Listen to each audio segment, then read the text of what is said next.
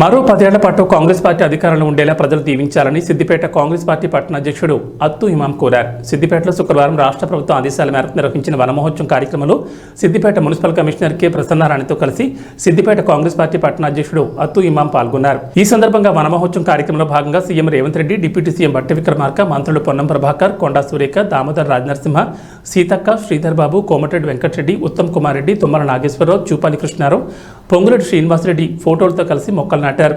ఈ సందర్భంగా సిద్దిపేట కాంగ్రెస్ పార్టీ పట్టణ అధ్యక్షుడు అత్తు ఇమాం మాట్లాడుతూ 10 ఏళ్ల బీఆర్ఎస్ పాలనలో రాష్ట్రం అభివృద్ధికి నోచుకోలేదన్నారు. కోరుకున్న తెలంగాణ రాష్ట్రం అభివృద్ధి చెందాలంటే కాంగ్రెస్ పార్టీ సీఎం రేవంత్ రెడ్డితోనే సాధ్యమవుతుందని అన్నారు. తెలంగాణ రాష్ట్రంలో పచ్చగా ఉండాలంటే ప్రతి ఒక్కరూ విధిగా మొక్కలు నాటాలని, రాష్ట్రం పచ్చగా సుభిక్షంగా ఉంటుందని అన్నారు. ఎన్నికల్లో ప్రజలకిచ్చిన ప్రతి ఒక్క హామీని సీఎం రేవంత్ రెడ్డి నెరవేరుస్తున్నారని చెప్పారు. మాట ఇస్తే వెనక్కి తగ్గే ప్రసక్తే లేదని, అది కాంగ్రెస్ పార్టీ నైజమని అన్నారు.